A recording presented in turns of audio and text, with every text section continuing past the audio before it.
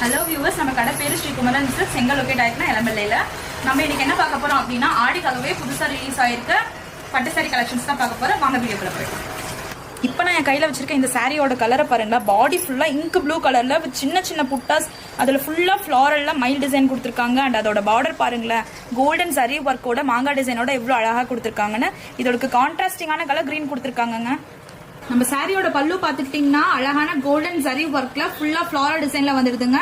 Plus அது இல்லாமல் பிளவுஸும் உங்களுக்கு அதே மாதிரி பேரா கிரீன் கலர்ல கான்ட்ராஸ்டிங் கலர்ல வந்துடுதுங்க.